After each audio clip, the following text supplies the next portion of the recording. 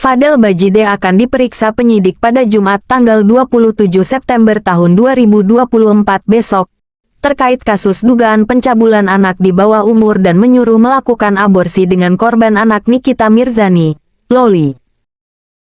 Fahmi Bahmid selaku kuasa hukum Nikita Mirzani menyatakan bahwa dirinya sudah dihubungi kakak Nikita Mirzani, Edwin Augustinus Rai, yang meminta untuk datang ke Polres Metro Jakarta Selatan pada besok siang usai salat Jumat. Fahmi menjelaskan bahwa kakak Nikita penasaran dan ingin bertemu langsung dengan Fadel Bajide. Ia sampai meminta didampingi langsung oleh Fahmi Bahmid untuk datang ke Mapolres Metro Jakarta Selatan besok. Fahmi Bahmid mempersilakan kakak Nikita Mirzani kalau ingin datang melihat langsung sosok Fadel Bajide besok. Ia cuma mengingatkan Edwin untuk tetap menjaga jarak dengan Fadel. Tak hanya kakak Nikita, Fahmi sebelumnya juga mengatakan bahwa Nikita Mirzani juga akan hadir untuk melihat langsung sosok Fadel Bajide besok. Namun untuk hal itu, Fahmi belum meminta konfirmasi ulang dari Nikita Mirzani sampai hari ini.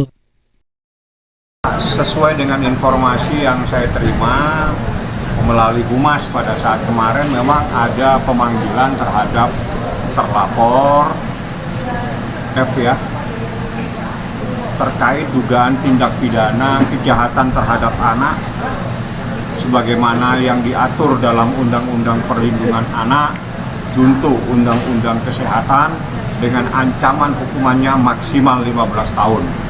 Sebagaimana informasi yang saya terima kemarin, memang hari Jumat besok dimintai keterangan. Jadi prosesnya adalah dimintai keterangan.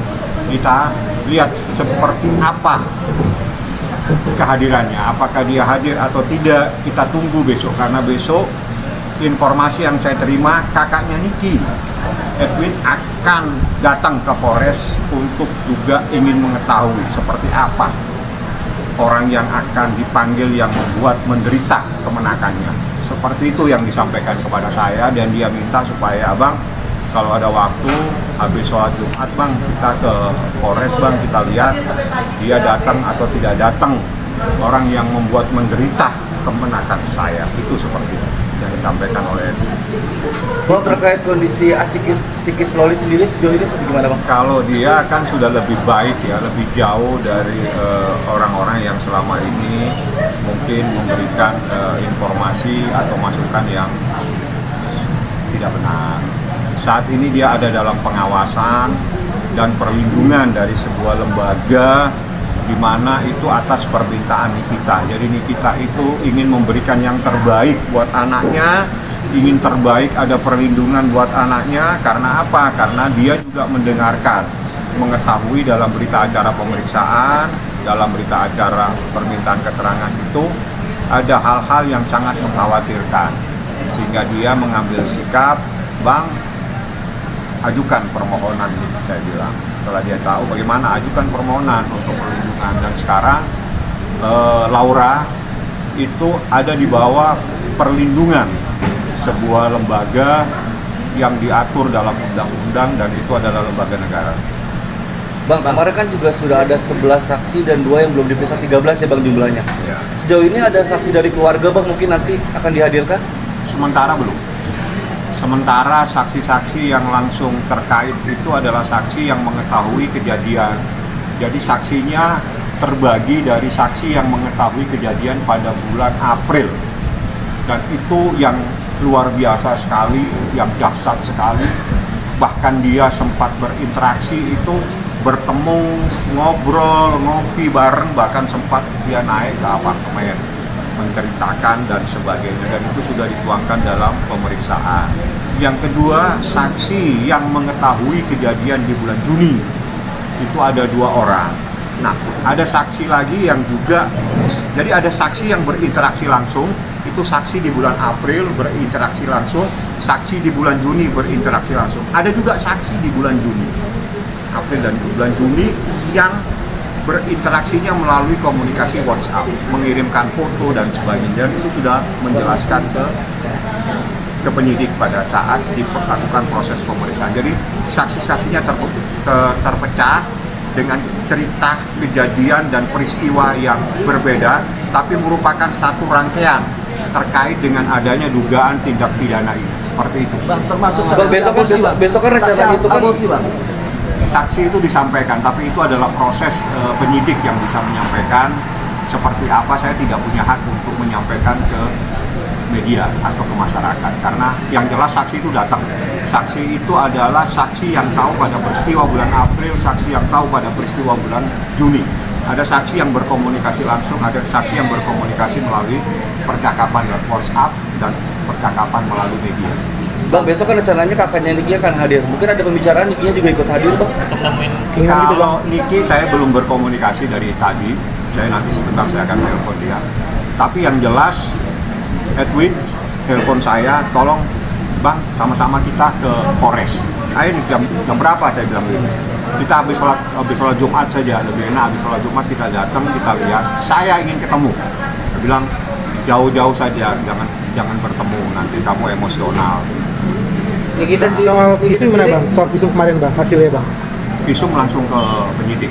Belum diumumkan ya Ke bang? Humas. Belum tahu hasilnya, Pak. Ke Humas saja, karena gini ya, visum itu bahasanya gini, visum et repertum, dan visum itu pro justisia. Jadi kalau namanya pro justisia itu kita tidak punya hak, dan itu adalah terkait dengan proses hukum. Itu haknya penyidik, haknya polisi. Nah, kalau haknya polisi tanyakan kepada mereka. Biasanya visum itu mendetailnya itu ada dalam sebuah konklusi atau kesimpulan dan sebagainya. Kalau saya nggak punya hak. Bang, ingin mempertegas saja Bang, berarti visum itu ingin mempertanyakan masalah tentang keperawanannya ini. Tanya langsung ke penyidik. Gitu ya? Yang jelas visum itu nanti yang akan membuka cerita ini. Ya. Bang, bisa bilang besok Jumat Rahmat bagi Eva. Ya, itu jadi gini, proses ini kita ikutin saja. Jadi proses hukum kita ikutin. Apakah ini proses penyelidikan? Jadi ada proses penyelidikan, ada proses penyidikan. Seingat saya saat ini proses penyelidikan. Artinya adalah mencari dan untuk menemukan ada dan tidaknya sebuah peristiwa dan perbuatan pidana. Nah, seperti apa kelanjutannya? Alangkah baiknya tanyakan kepada Humas Polres Metro Jakarta Selatan. Bang, sejauh ini sudah ada obrolan sama Niki, Bang. Mereka sudah melaporkan Eva, mungkin melaporkan kuasa hukumnya sudah ada obrolan, Bang. Kuasa hukum maksudnya? Kuasa hukumnya Eva yang ingin dilaporkan mungkin. Nggak ada komunikasi ke sana. Kita fokus.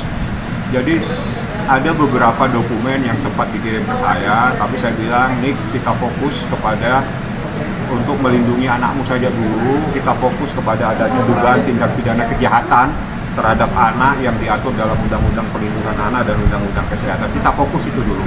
Ini yang harus kita fokuskan. Saya mencari saksi, saya berkomunikasi dengan saksi, dan alhamdulillah saksi semua yang hadir itu saksi yang ingin menegakkan kebenaran dan mereka datang. Kamu mau bantu? Saya mau bantu, Bang. Saya yang tahu. Oke. Bang, sempat ada obrolan dengan Niki Bang, kalau dia tuh pengen banget ketemu Fadel gitu, terus kalau ketemu akan seperti apa Bang? Ada Ada yang sampaikan gitu mungkin bang? Nggak mungkin lah dia mau ketemu. Ngapain juga? Ada apa kepentingan apa nih? Bang, Yang jelas dia ingin orang yang dilaporkan itu segera diproses secara hukum. Jika memang terbukti, mohon segera dilakukan penahanan. Bang, komunikasi teleponnya. Itu kan kejadian pada saat kita meminta supaya Lori ikut, dan itu adalah di luar perkiraannya dia. Itu ya, saat itu dia menelpon Laura, tapi yang angkat adalah Nikita. Bang, seandainya Eva tidak hadir bang, apakah akan dijemput oleh kepolisian? Tanya polisi. Yang jelas aturan di KUHP itu ada bagaimana proses pemanggilan pertama, kedua, dan seterusnya itu. Tapi kalau memang penyidik memerlukan karena sudah ada hal-hal yang luar biasa, penyidik punya hak untuk melakukan tindakan segera. Bang, cukupnya bukti sama saksi bang, apa bisa mungkin Fadel besok langsung dijerat tersangka gitu bang? Atau diamankan ini? Saya berharap proses ini segera. Jadi silakan tanyakan ke penyidik ya, karena penyidik yang mempunyai hak untuk menilai, merangkaikan fakta-fakta ini. Jadi saksi ada, bukti tertulis ada, saksi-saksinya ada. Saksi bercerita dalam peristiwa-peristiwa yang berbeda, tapi merupakan satu kejadian terhadap satu subjek hukum yang bernama Laura. Jadi subjek hukumnya Laura, tapi peristiwanya ada di bulan April, ada peristiwa di bulan Juni. Mereka berinteraksi langsung. Mereka yang tahu karena Loli bercerita atau Laura bercerita, sehingga itulah yang membuat kita pada saat di Polres Metro Jakarta Selatan menyatakan saya kaget begitu saya mendengar keterangan saksi. Seperti itu kalimatnya. Tapi apa, saya bilang nih, apa yang kau tahu cukup untuk kamu, lainnya biar serahkan kepada penyidik kepolisian Polres Metro Jakarta Selatan. Diperiksa Fadel bersalah atau saksi, apa tidak kemungkinan dia langsung ditahan? Penyidik, silakan langsung ke Humas karena saya dalam kapasitas adalah pengacaranya juga.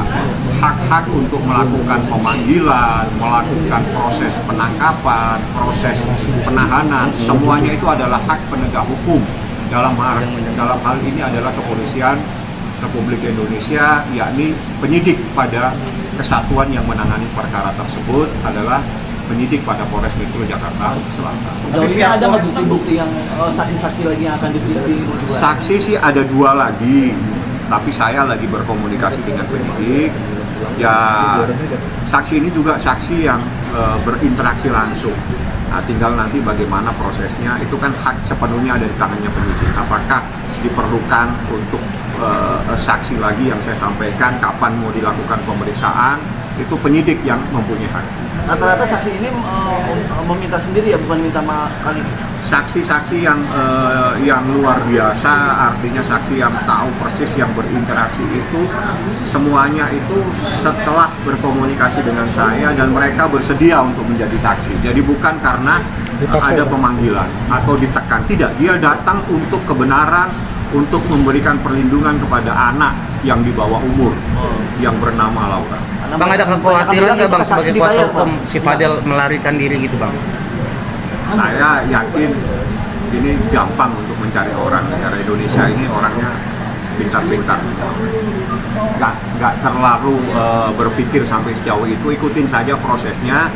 Mudah-mudahan besok dia datang. Kalau nggak besok datang, karena besok datang itu kita juga sudah menunggu apakah dia besok hadir atau tidak hadir. Bahkan saya ulangi kembali, kakaknya Niki itu udah berpesan kepada saya, Bang, saya mau hadir hari Jumat di Polres Metro Jakarta Selatan. Ya udah, abang bisa temenin, bisa. Diketahui, Nikita Mirzani melaporkan Fadel Bajide ke Polres Metro Jakarta Selatan pada Kamis, tanggal 12 September tahun 2024 terkait dugaan pencabulan dan menyuruh untuk melakukan aborsi dengan korban bernama Loli. Dalam laporannya tersebut, Nikita Mirzani melaporkan Fadel Bajide dengan pasal berlapis, yaitu pasal terkait dugaan pelanggaran Undang-Undang Perlindungan Anak, Undang-Undang Kesehatan, hingga KUHP. Dalam kasus ini, Fadel Bajide terancam hukuman 5 tahun sampai 15 tahun penjara. Nah, hanya itu yang dapat saya informasikan. Jangan lupa like, share, komen, dan subscribe channel YouTube ini.